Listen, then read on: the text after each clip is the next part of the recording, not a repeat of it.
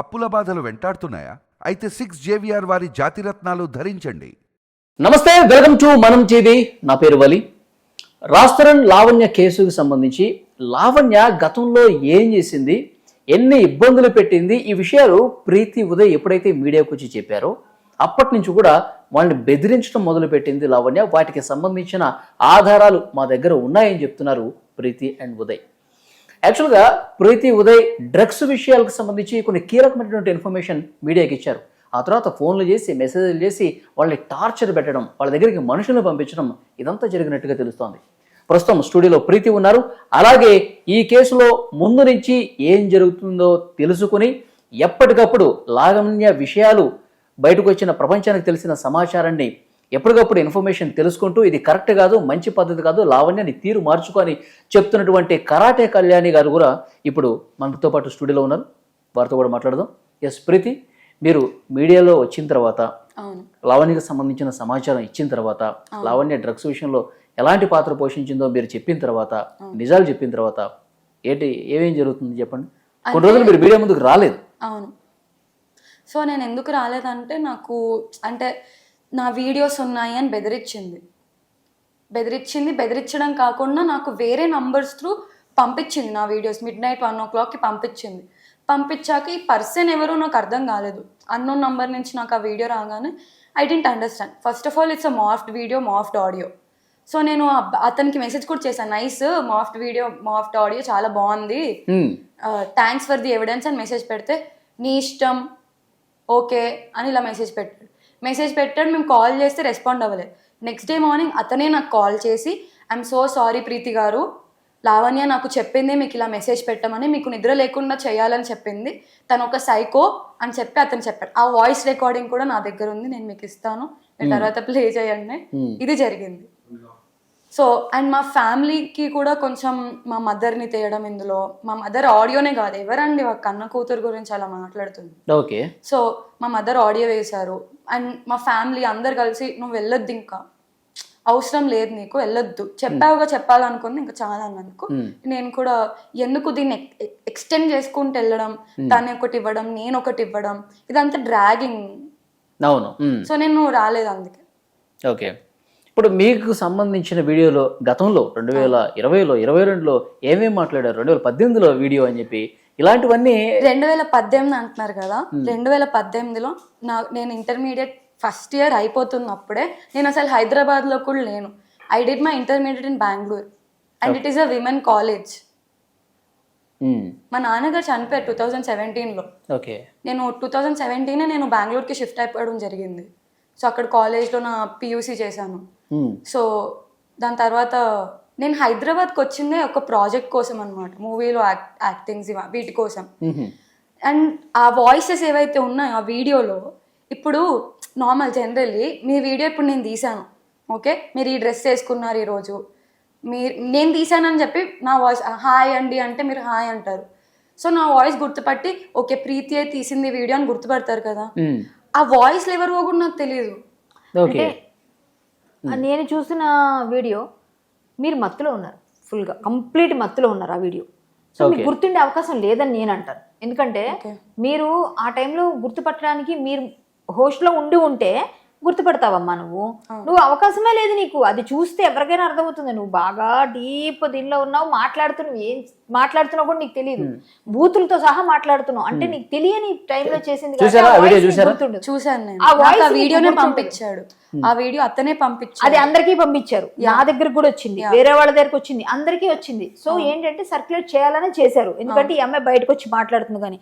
కానీ ఇది పెద్ద నేరం ఇంకా. ఎందుకంటే ఆ అమ్మాయి చిన్న వయసా పెద్ద వయసా పక్కన పెడితే, తెలియని వయసులో అమ్మాయికి అలవాటు చేసి ఏదో విధంగా తను డైరెక్ట్ అలవాటు చేసిందని తను ఒప్పుకుంటుంది, చెప్తుంది, తన దగ్గర ప్రూఫ్స్ ఉన్నాయని చెప్తుంది.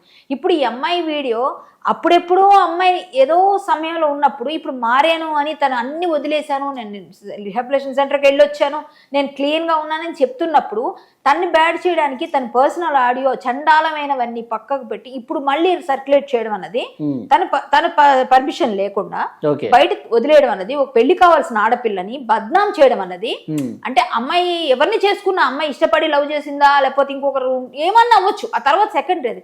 ఇప్పుడు నిజంగా జనరల్ గా మాట్లాడితే ఒక పెళ్లి కావాల్సిన ఆడపిల్లే కదా, వయసులో ఉన్న ఆడపిల్లే కదా, ఆ అమ్మాయిని మనం వీలైతే కాపాడాలి తప్ప మనం అమ్మాయి మీద లేనిపోని నిందలు వేయాల్సిన అవసరం ఏముంది? ఆ అమ్మాయి సరైన ఒక సిస్టర్ ఉంటే నీకు ఇలాగే చేస్తావా? నీ సిస్టర్ అని చెప్పావు అంటున్నావు, నీ సిస్టర్ అయితే నువ్వు ఇలా రోడ్డు మీద పడేస్తావా?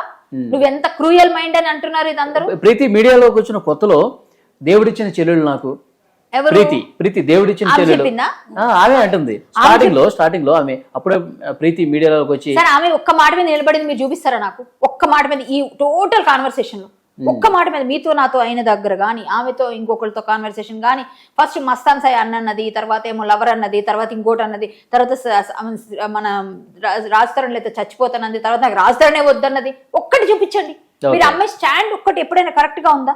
అమ్మాయి స్టాండ్స్ లేవు, అసలు ఎథిక్స్ అసలే లేవు, ఇంత కూడా లేదు. ఆ అమ్మాయికి నిజంగా సపోర్ట్ చేస్తున్న వాళ్ళు ఎవరైనా ఉంటే సిగ్గుతో తలంచుకోండి, అందరూ సిగ్గుతో తలంచుకోండి. ఆడపిల్ల అయ్యి ఉండి ఒక ఆడపిల్ల జీవితాలతో ఆడుతుంటే నువ్వు ఏ రకమైన ఆడపిల్లవు? నువ్వు ఏ రకమైన ఆడపిల్లవు అసలు? నేను ఈ అమ్మాయి విషయంలో నేను నిలబడతాను ఎందుకన్నానంటే ఈ అమ్మాయి వ్యక్తి అండి. ఓకే ఒకప్పుడు అలవాట్లు ఉన్నాయి, మానుకోవడానికి అవకాశం మీరా, మారడానికి అవకాశం మీరా? తప్పులు చేస్తున్నా అలా తప్పులు చేస్తూ చేస్తా అమ్మాయి చచ్చిపోయి అమ్మాయి అంతా అమ్మాయి చచ్చిపోలా. ఇంకోటి ప్రీతి గురించి ఏమంటారు? ప్రీతి నా దగ్గర రాకముందే ఆమెకి డ్రగ్స్ అలవాటు ఉంది, డ్రగ్స్ చాలా సందర్భాల్లో తీసుకొనింది, నా దగ్గరకు వచ్చాక అలవాటు ఎట్లా అవుతుందని చెప్పేసి అంటారు. ఈ విషయాలు మీరు తెలుసుకోలేరని చెప్పి మీడియాకి మళ్ళాంటి వాళ్ళకి చెప్తున్నారు. అంటే ఆమె ఏది చెప్తే అది నమ్మాలండి. ఓకే ఈ అమ్మాయికి ముందే అలవాటు ఉంది అని అంటుంది కదా, అలవాటు ఉన్న తర్వాత మళ్ళీ నువ్వు ఇట్లా పెట్టావు అట్లా పెట్టావని అమ్మాయి ఎందుకు చెప్తుంది? అలాగే అయితే అమ్మాయి నిజంగానే నాకు తెలియదు, నేను స్టన్ అయిపోయి ఉండిపోయి 24 hours అట్లా ఉండిపోయి నేను చెప్పింది ఒక వీడియోలో. అలవాటు ఉన్న వాళ్ళకి అట్లా అవుతుందా? హ్యాపీగా నీలా ఎంజాయ్ చేస్తారు, రోజు ఇంజెక్షన్స్ తీసుకోను అవి చేసుకొని ఇవి చేసుకోను ఎంజాయ్ చేస్తారు. కానీ అట్లా ఎందుకు ఉండిపోతారు? అలవాటు ఉంటే ఆ మాట చెప్పదు. ఓకే అలా అయింది అనుకో, కానీ అదే ఇన్వెస్టిగేషన్ చేయండి. నీ దగ్గర నుంచే మొదలు పెడతాం ఇన్వెస్టిగేషన్, నీ దగ్గర స్టార్ట్ చేయాలి ఫస్ట్. తర్వాత అందరూ ఈ అమ్మాయి ఇంకెవరు ఉన్నారో మొత్తం అందరూ వస్తారు బాధితులు. ఫస్ట్ నిన్ను చేయాలి. నువ్వు ఎక్కడ మొదలు పెట్టావు? అసలు రాజస్థాన్ ఎందుకు వచ్చాడు? రాజస్థాన్ ఎప్పుడు నీకు పరిచయం? అంతకుముందు ఎంతమందితో ఏ విధంగా చేసావు? నువ్వు ఎవరింట్లో ఉన్నావు? ఏ హీరోయిన్ తో పాటు కలిసి ఉన్నావు? ఏ హీరోయిన్ నీకు అండదండగా ఉంది? ఆ అమ్మాయి అంటే ఎందుకు భయపడుతున్నావు? ఇవన్నీ బయటికి తీద్దాం. బయట తీసాక ఒకళ్ళకి భయపడుతుంది ఆమెను రమ్మనండి, ఆమెను తీసుకురండి, అప్పుడు మొత్తం ఈమె బండారం అంతా బయటకు వస్తుంది. చాలా ఉన్నాయి. ఈమె చిన్నింటిదేం కాదు, పాపం ఏమంటారు లాలీపాప్ నోట్లో పెడితే కొరకలేంది పిల్లేం కాదు ఈ పిల్ల. చాలా ఇలాంటి ఆడపిల్లల్ని ఎంతమందిని ఇది చేసిందో మనకు తెలియదు కదా. సో ఈ అమ్మాయిని ఇట్లా నాకు అన్నిటికన్నా కోపం వచ్చేది ఏంటంటే అమ్మాయి వీడియో సర్క్యులేట్ చేయడం. అవును, ఫస్ట్ దానికి నేను రియాక్ట్ అయ్యాను. ఈ పిల్ల చిన్న పిల్ల పెద్ద పిల్ల పక్కన పెడతామండి, అమ్మాయి ఏమి చిన్నది కాదండి, చాలా పెద్దదండి, చాలా పెద్ద మాట్లాడింది అంటున్నారు. ఓకే మత్తులో ఉండి మాట్లాడిందా? ఇప్పుడు ఇట్లా ఉండి మాట్లాడిందా? మత్తులో ఉన్నట్టు స్పష్టంగా కనిపిస్తుంది. మరి అమ్మాయి గుర్తులేదు అంటుంది, ఆ వాయిస్ కూడా నాకు గుర్తులేదు. మనకు అక్కడే అర్థమవుతుంది కదా. అమ్మాయికి మామూలుగా ఇప్పుడు మాట్లాడితే ఇప్పుడు నా వాయిస్ గుర్తుపడుతుంది, మీ వాయిస్ గుర్తుపడుతుంది, అతని వాయిస్ గుర్తుపడుతుంది. అప్పుడు ఎవరో కూడా తెలియదండి అంటుందంటే అమ్మాయి ఏ స్టేట్ లో ఉంది? అది కూడా అర్థం కాదా నీకు? నువ్వు అంత మత్తులో ఉన్నప్పుడు వీడియో తీయించి అసలు ఇది ఎంత క్రిమినల్ మైండ్ అమ్మా, అసలు వీడియో తీయించమంటే నీ దగ్గర మత్తులోకి వెళ్ళాక వీడియోలు తీయడం. మళ్ళీ ఏమో వాళ్ళకి ముందే అలవాటు ఉందండం. ఎవరు చెప్తే అది నమ్మేస్తారు కదా. అలవాటు ఎందుకు ఉందంటారు? అసలు ఓకే డ్రగ్స్ అలవాటు ఉన్నంతా నీ దగ్గర చేరదీస్తున్నావా? పోనీ ఇది చెప్పు సమాధానం. డ్రగ్స్ ఎవరికి అలవాటు ఉంది, ఎవరెవరు ఎక్కడ అలవాటు ఉన్నారు, వీళ్ళందరూ పబ్బుల్లోనో లేకపోతే ఇంకో దగ్గర అందరిని తీసుకొచ్చి నీ ఇంట్లో పెద్ద ఏదో బార్ అండ్ రెస్టారెంట్ లో పెట్టి అక్కడ డీజే అంటే ఇవిడ మంచి డీజే అంట, మంచిగా డాన్సులు అంట ఇవిడ. ఆవిడ వెళ్ళి ఆవిడ రూమ్ అంతా సెర్చ్ చేయండి, మొత్తం బార్ లో ఉంటదంట. అందరూ చెప్పుకుంటున్నారు వింటున్నాం కదా. మరి డీజే మరి దువ్వాడు జగన్నాథం మరి ఈవిడేమో మొత్తం అంతా అందరికి నేర్పించి అందరినీ చేరదీసి వాళ్ళందరూ వీడియోల కోసం పెట్టుకుంటున్నావా ఎప్పుడు అవసరం వస్తుందని. ఎంతమంది అమ్మా నీ గురించి బయట చెప్తున్నారు? ఒక్కళ్ళు చెప్తే అనుకోవడానికి. అసలు నిప్పు లేకుండా పొగరాదు అంటారు కదా, మరి నిప్పు ఉంది కదా నీ దగ్గర, పొగ అందుకే వస్తుంది బయటికి. ఏం మాట్లాడుతావు? ఈ చిన్నపిల్ల ఆడియో పట్టుకొని ఫస్ట్ ఈ అమ్మాయిలు కేసు పెట్టి నా పర్సనల్ ఆడియో నాది, నా ప్రమేయం లేకుండా సర్క్యులేట్ అయ్యింది, ఈమె కారణం అని చెప్పి ఈమె కేసు పెడితే ముందు అమ్మాయిని లోపల వేయాలండి. ఎవరండి ఆవిడ చేయడానికి? భయపెడుతుందా, బెదిరిస్తుందా? నువ్వు బయటకు వస్తే నీ వీడియో బయటకు వచ్చిన తర్వాత క్వశ్చన్ చేసావు నువ్వు, ఎందుకంటే రెగ్యులర్ గా బెదిరిస్తుంది కదా, మెసేజ్లు చేస్తున్నారు కదా. నేనేం తనని క్వశ్చన్ చేయలేదు, because I don't want to be in contact with such women. ఎందుకంటే తనని ఇప్పుడు నేను అప్రోచ్ అయ్యి ప్లీజ్ నా వీడియోలు డిలీట్ చేయమని అడిగా కూడా తను ఇంకా నాతో ఆడుకోవడానికి బ్లాక్మెయిల్ చేయడానికి ట్రై చేసి. ఇంకా ఉన్నాయా నీ వీడియోస్ ఆడియోస్? లేవు, బట్ ఉదయ్ ఫోన్ ఉందన్నమాట తన దగ్గర. ఉదయ్ ఫోన్ దొంగతనం చేసుకుని తీసుకెళ్ళి. ఆమె దొంగ కూడానా ఆఖరికి? సరే అవన్నీ పక్కన పెడదాం, ముందు ఆమె దొంగ కాదో పోలీసులు తేలుస్తారు. ఈ అబ్బాయి ఫోన్లో ఏముంటాయి మీ ఐడియాకి? నార్మల్ గా మేమిద్దరం కలిసి ఉన్న ఫొటోస్ కానీ అవన్నీ.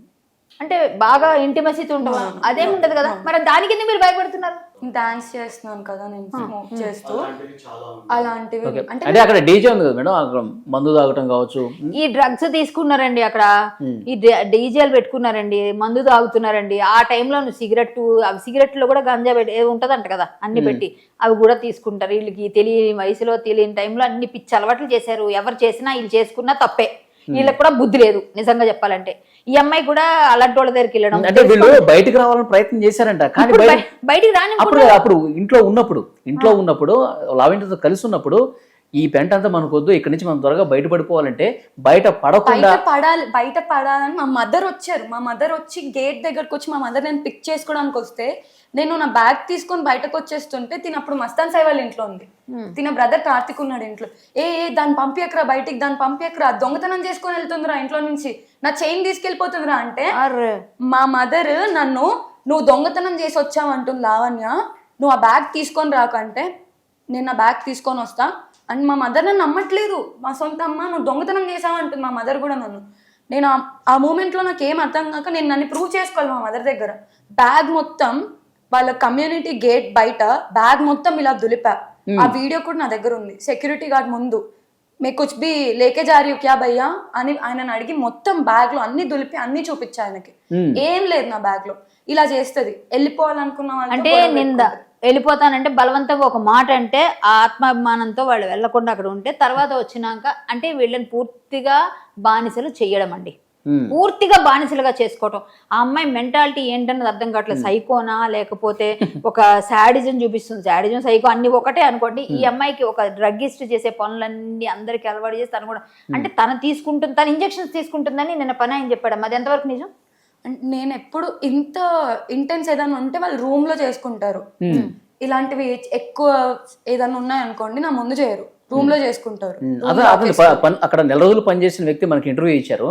అతను ఏం చెప్తారంటే బయట నుంచి ఫార్మసీ నుంచి మేము ఇంజెక్షన్ తీసుకొస్తాం, ఇంత వైట్ కలర్. నేను చూసాను వాళ్ళ ఇంట్లో ఇది మనం ఇంజెక్షన్ వేసుకునేటప్పుడు ఇక్కడ ఆ బ్యాండ్ చూసాను నేను. చూసి నేను తనని అడిగాను ఏంటక్క ఇది ఇంజెక్షన్స్ కదా అంటే కాదు అది ఇది అని నాకు అప్పుడు చెప్పడం జరిగింది. బ్యాడ్ అంటే ఆఖరికి మన సినిమాలో చూస్తూ ఉంటాం బ్యాండ్లు పెట్టుకొని అట్లా ఒక రకమైన ఫేస్ ఎక్స్ప్రెషన్స్ పెట్టి అంత డీప్ గా ఉన్నారు వాళ్ళు. ఆ తర్వాత వాళ్ళు ముందు మాట్లాడిన మాటకి తర్వాత ఇమ్మీడియట్ చేంజ్ కనిపిస్తుంది. అసలు వాళ్ళ రియాక్షన్ చూసారు ఎప్పుడైనా సినిమాలో చూపిస్తారు, వెంటనే మాట్లాడి సాఫ్ట్గా ఉన్న వాళ్ళు ఒక్కసారి వైల్డ్ గా ఫేసు కళ్ళు మారిపోయి. ఈ అమ్మాయి కూడా అసలు ఏ స్టేట్ లో ఉందో గానీ నిజంగా అండి అమ్మాయి చేస్తున్న తప్పుల మీద తప్పులు చేసుకుంటూ తనే గొయ్యి తీసుకుంటుంది. మొన్న చెప్పాను ఇప్పుడు చెప్తున్నా, ఇలాంటి ఆడపిల్లల్ని అడ్డు పెట్టుకొని ఇంకొకరు ఎవరు ఆ వాయిస్లు లేకపోతే వీడియోస్ అందరివి ఉదయ్ ఫోన్ తీసి పెట్టుకోవడం ఇవన్నీ చేయడం వల్ల అమ్మాయి చాలా వల్గర్ గా బయట ట్రాప్ చేసేయడం ఒకటిను, మళ్ళీ వాళ్ళు వీడియోలు తీయటం, బ్లాక్మెయిల్ పెట్టుకోవడం. నాతో ఇలా కూడా ట్రై చేసిందండి. ఒక అబ్బాయిని పిలిచింది ఒక రోజు ఇంటికి. ఒక అబ్బాయిని మస్తాన్ సాయి వాళ్ళ ఇంట్లో జరిగింది. అప్పుడు తిను మస్తాన్ సాయితో కలిసినప్పుడు నేను తినతోనే ఉన్నాను. రాజ్ తరుణ్ తిను కలిసి ఉండేవారు కాదా? తిన సపరేట్ బెడ్రూమ్. ఏ ఇయర్ నుంచి? నేను 2022 నుంచి చూస్తున్నాను వాళ్ళని. 2022 అప్పటి నుంచి కూడా రీసెంట్ టైమ్స్ లో కూడా నెవర్ సీన్ దెమ్ అంటే ఒక రిలేషన్షిప్ కానీ ఇలా ఎప్పుడు నేను చూడలేదు. తప్ప ఆ ఇంట్లో ఇద్దరు కలిసి కూర్చోవడం మాట్లాడుకోవడం కానీ ఇప్పుడు క్యాజువల్ గా వచ్చి మేము అందరం కలిసే ఉంటాము. నేను అక్కడే ఉన్నాను కదా కొద్ది రోజులు. సో కలిసి ఉన్నప్పుడు నార్మల్ గా చేయదు. పని మనిషి ఉన్నారు, ఒక పని మనిషి తీసుకొని వస్తుంది. ఆ పని మనిషి 1 month కంటే ఎక్కువ ఉండరు. ఒక ఫ్యామిలీని తీసుకొస్తుంది. ఆ ఫ్యామిలీని మొత్తం టార్చర్ చేస్తే 1 month కాకముందే వాళ్ళు వదిలేసి వెళ్ళిపోతారు.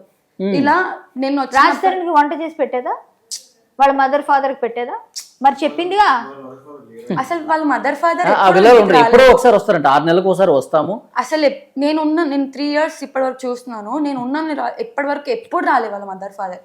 ఇంకా లావణ్య వాళ్ళ మదర్ ఫాదర్ వచ్చేవారు కానీ రాజ్ తరుణ్ వాళ్ళ మదర్ ఫాదర్ ఎప్పుడు బర్త్డే పార్టీకి వెళ్ళాను. మా అత్తమామ వచ్చేవాళ్ళు, నేనే చూసేవాడిని, నేనే వండి పెట్టేదాన్ని. ఆవిడకి మంగళసూత్రాలు కొనిచ్చాను. నేను కూడా వండి పెట్టాను లావణ్య వాళ్ళ ఇంట్లో. లావణ్య డ్రగ్స్ చేసి కొద్ది రోజులు అలానే ఆ రూమ్ లోనే బెడ్రూమ్ లోనే ఆ బాత్రూమ్ లోనే వండిపోతుంటే నేను తరుణన్న మేము కుక్ చేసి తిందురా అని పిలిస్తే నేను తర్వాత తింటా అని అలా కొద్ది రోజులకు తను తినేది కూడా కాదు, ఫుడ్ కూడా. ఆ డ్రగ్స్ మత్తులో ఓకే. తను ఏం చేస్తుందో తనకే అర్థం కాదు. ఒక్కొక్కసారి ఒక్కొక్కలాగా బిహేవ్ చేస్తుంది. అంటే హ్యాపీగా ఉంటుంది, హ్యాపీగా ఉండడం కూడా అది ఇప్పుడు నార్మల్ మనం హ్యాపీగా ఉంటే ఎలా ఉంటాం, నార్మల్గా ఉంటాం. హ్యాపీనెస్, తన హ్యాపీనెస్ని కూడా ఎక్స్ట్రీమ్ ఇట్లా. అయ్యో, అంటే డ్రగ్స్ మత్తు. యా, కంప్లీట్ ఎడిక్టెడ్ అండి. ఏదైనా కూడా ఎక్సెస్గా చేస్తే that will effective eventually. Okay. పక్క ఎఫెక్ట్ అనేది ఉంటుంది. ఇప్పుడు ఆల్కహాల్ తాగినా కూడా ఏదో ఒక డ్యామేజ్ అవుతుంది. సో తనకి డ్రగ్స్ ఎక్సెస్ అమౌంట్లో అడిక్షన్ ఉండడం వల్ల తను చాలా అంటే చాలా మైండ్ తనది కంట్రోల్లో లేదు.